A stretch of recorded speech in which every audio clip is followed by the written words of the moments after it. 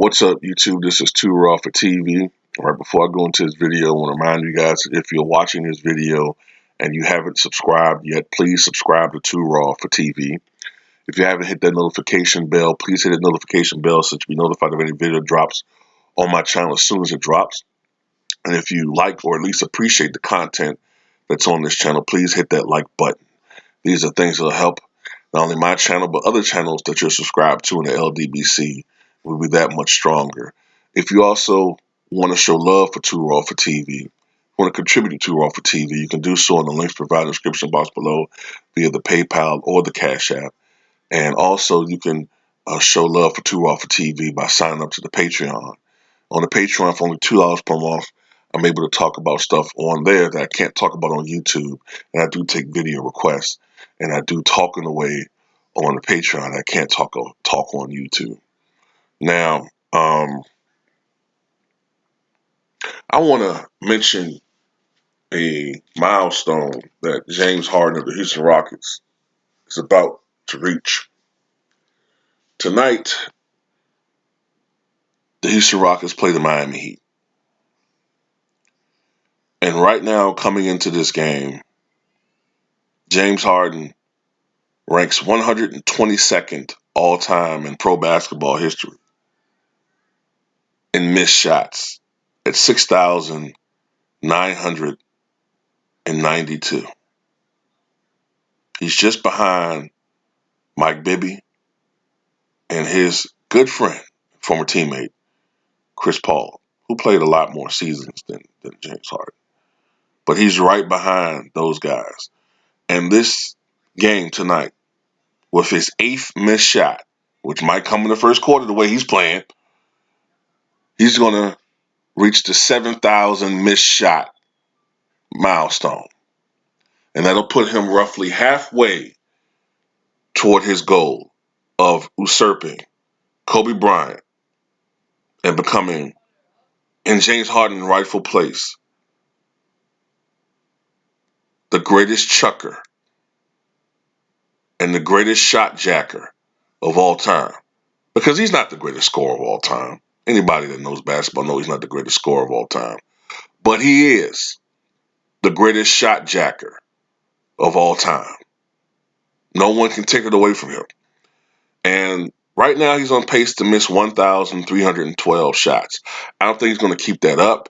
I don't think he's going to shoot 36% from the field for the entire season. He's going to be over 40. He might not reach 44. We don't know. He's generally at 44, 45%. I don't know if he's going to be there this season, but he might. But I know one thing. He's going to miss well over 1,000 shots. So he's going to miss well over 1,000 shots. So by the end of the season, barring injury, he's going to be well over 8,000 missed shots. Oh, yeah, to put this into perspective, too, Charles Barkley,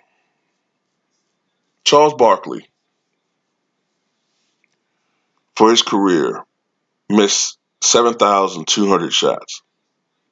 And Charles Barkley played 16 seasons. James Harden is just entering his 11th season.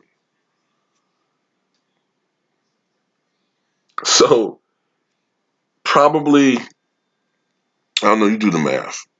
In 10 more games, maybe, in maybe 10 more games, maybe 20 more, 15 more games, something like that, James Harden is going to surpass Charles Barkley in barely a little more than 10 seasons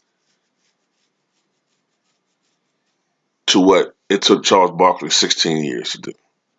This guy is a supreme shot jacker, man. The greatest volume scorer ever.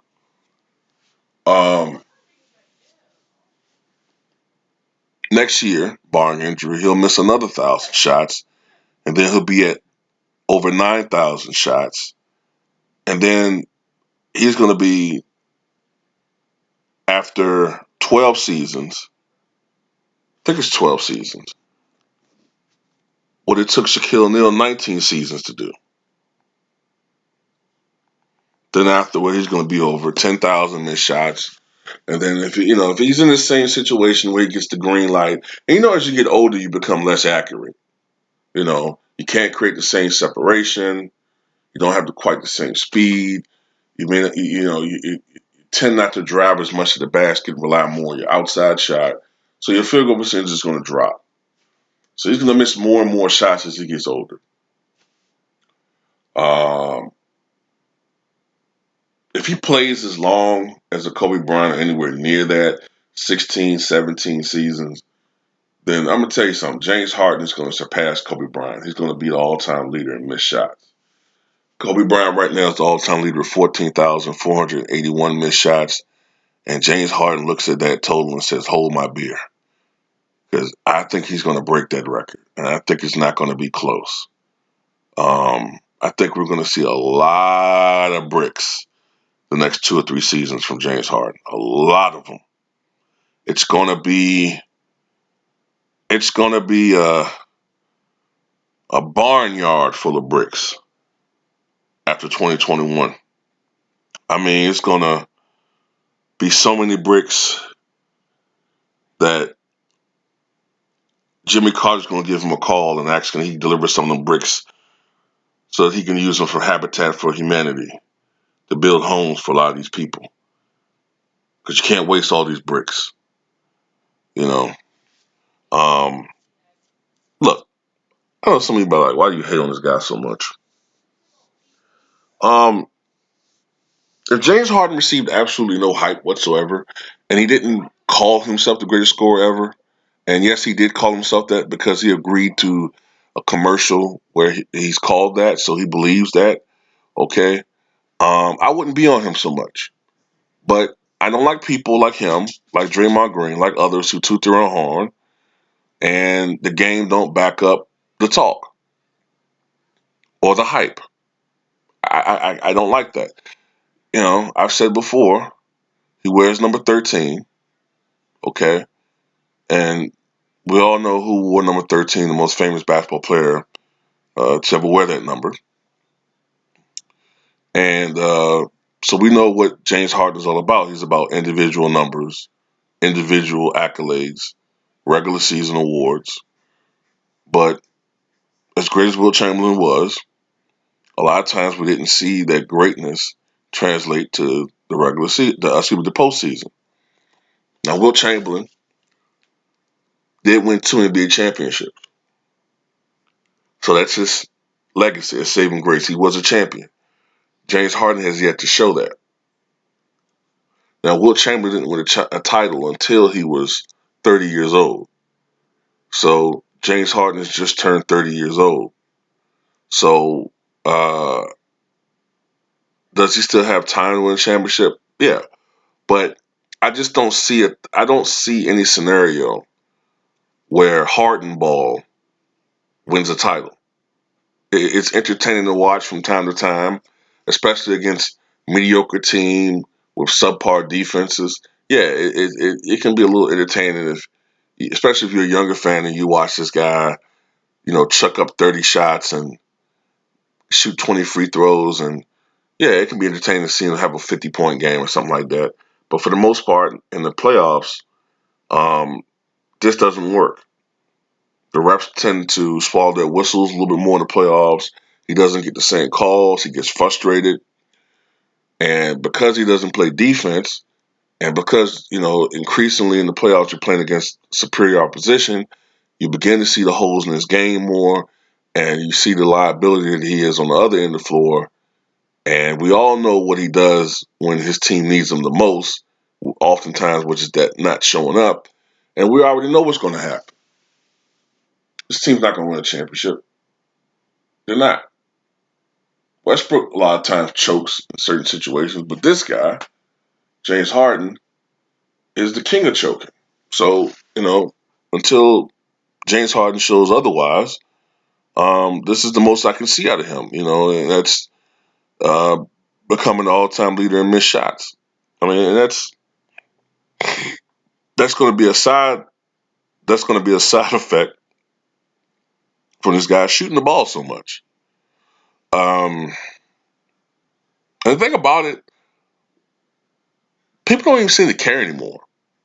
They don't give a shit that this dude can score 40 points, but only shoot 8 for 30 from the floor. They don't give a fuck.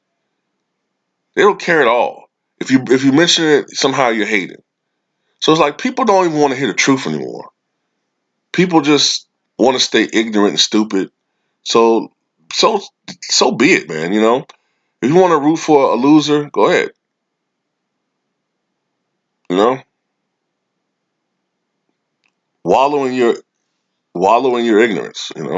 But yeah, it's going to be a dubious milestone tonight as James Harden misses his 7,000th shot, and he's already missed 80 shots this season. So it's not out of the realm possibility, especially if he takes 35 shots or something. He might miss 20 shots and reach 100 missed shots in only 6 games. So, I mean, that's some crazy shit, man.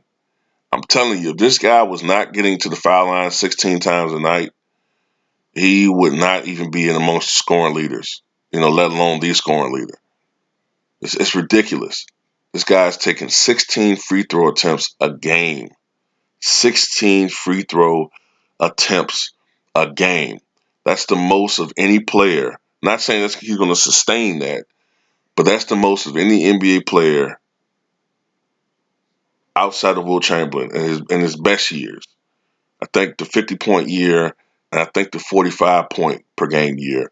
I think he shot like 16 attempts and then 17 attempts. But the guy was a center who was constantly doubled and triple teamed and fouled throughout the game. So, and legitimate foul. So you know, I don't really look down on that one. But this is ridiculous, man. And people say these guys aren't gifted points. Please.